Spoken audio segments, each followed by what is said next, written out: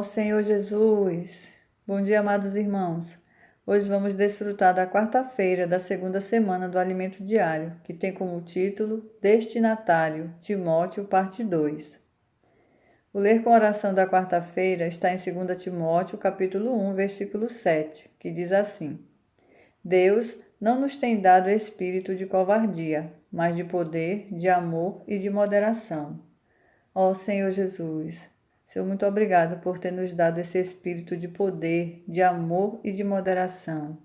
Ó Senhor Jesus, possamos usar esse espírito de poder para pregar o Teu Evangelho às pessoas, para curá-las, Senhor. Ó Senhor Jesus, para libertá-las, Senhor, desse mundo tenebroso, trazê-las para o reino do Filho do Teu amor.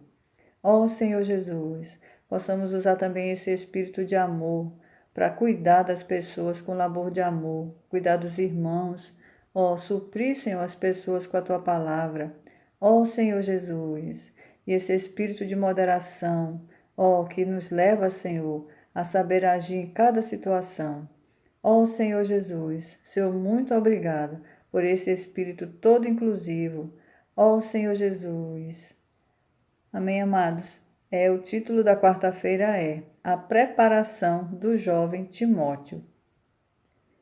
Paulo e Barnabé passaram por Antioquia da Pisídia, Icônio, Listra e Derbe, e voltaram confirmando e instituindo presbíteros nessas igrejas. Isso foi importante, pois em sua segunda viagem, Paulo resolveu levar Timóteo, não só pela boa recomendação que ele tinha dos irmãos de Listra e Icônio, mas também por um motivo que veremos hoje. Aqui há uma pepita de ouro oculta. Leiamos. Este é o dever de que te encarrego, ó filho Timóteo, segundo as profecias de que antecipadamente foste objeto. Combate firmado nelas o bom combate. Isso está em 1 Timóteo, capítulo 1, versículo 18. De acordo com esse versículo, houve profecias a respeito de Timóteo.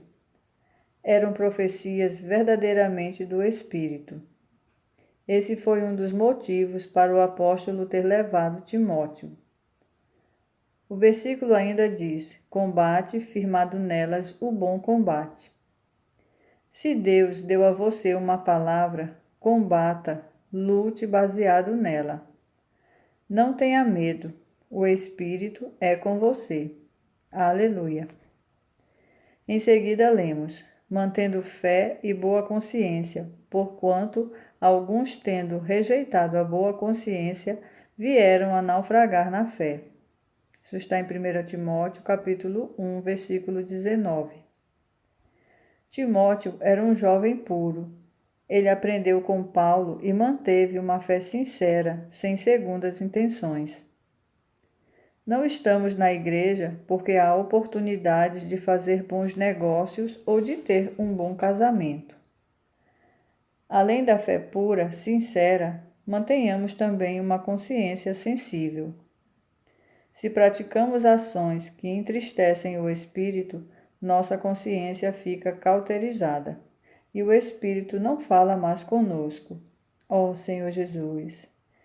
Timóteo, ao contrário, mantinha essa sensibilidade espiritual. Muitos comentaristas da Bíblia dizem que o defeito principal de Timóteo seria sua timidez. Por essa razão, Paulo lhe disse: Deus não nos tem dado espírito de covardia. Isso está em 2 Timóteo, capítulo 1, versículo 7. De fato, Timóteo era tímido, aliás, como muitos de nós. Entretanto, percebemos que ele foi chamado para a obra muito jovem. Na segunda viagem, quando Paulo passou por Listra, Timóteo tinha aproximadamente 18 anos de idade. Com essa idade, ele permaneceu na região de Tessalônica para ajudar a cuidar das igrejas. Isso está em 1 Tessalonicenses, capítulo 3, versículos do 1 ao 2.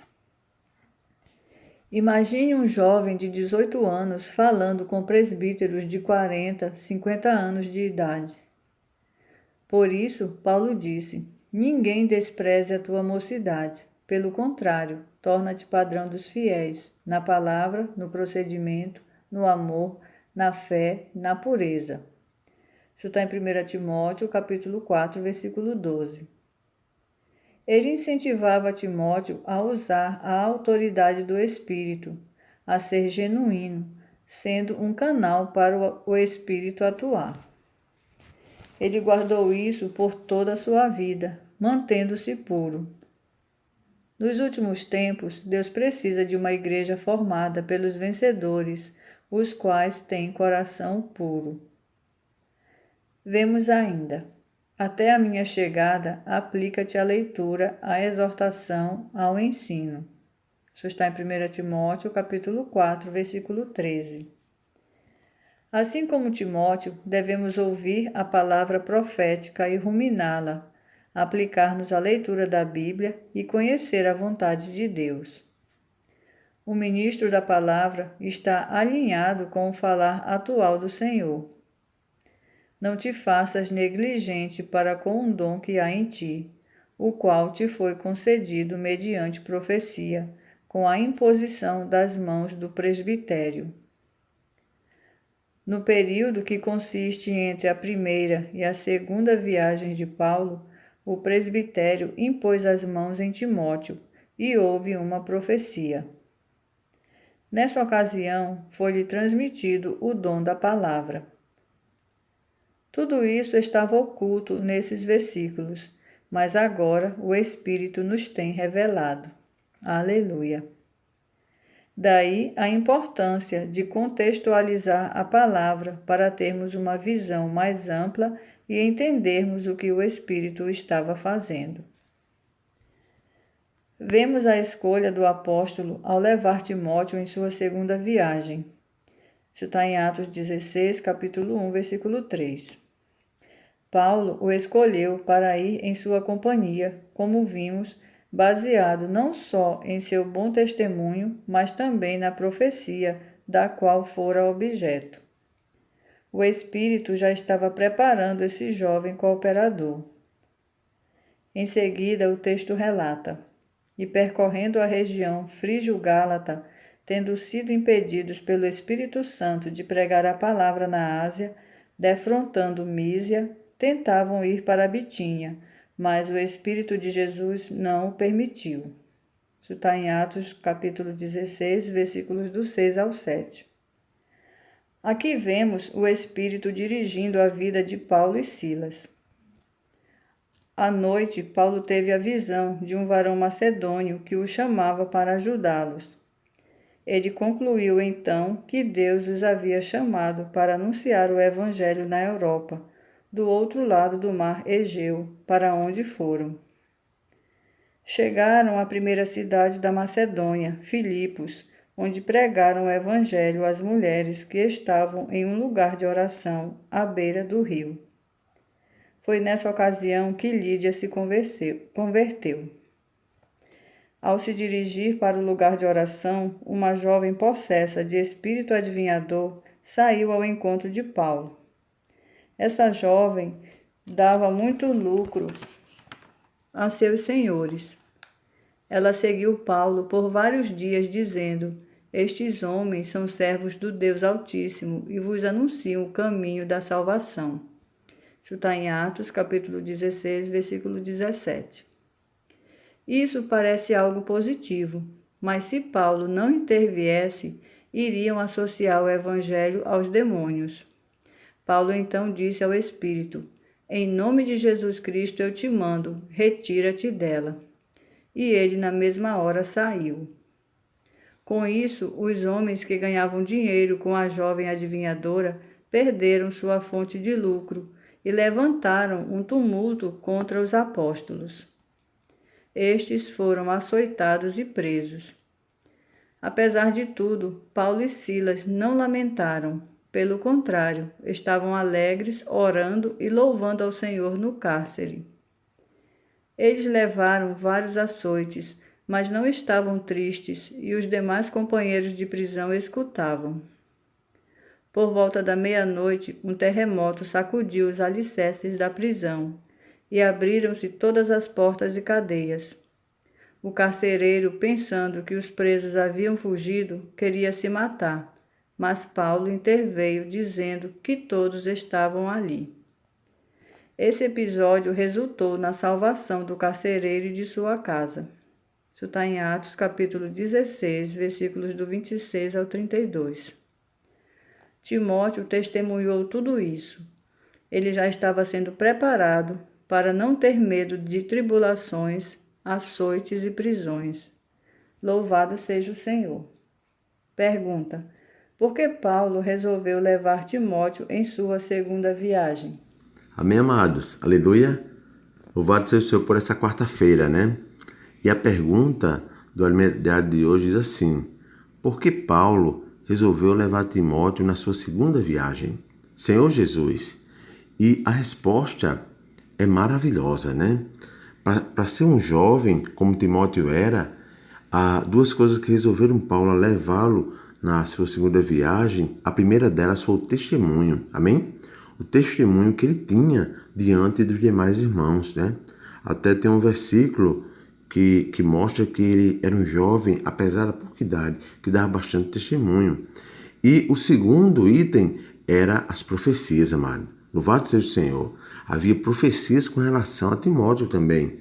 É tanto que em 1 Timóteo, capítulo 1, versículo 18, diz que combate o bom combate firmado nelas. Nelas aí é justamente o que? As profecias.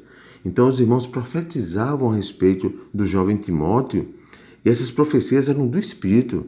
Era algo verdadeiramente do Espírito, pois Timóteo era um jovem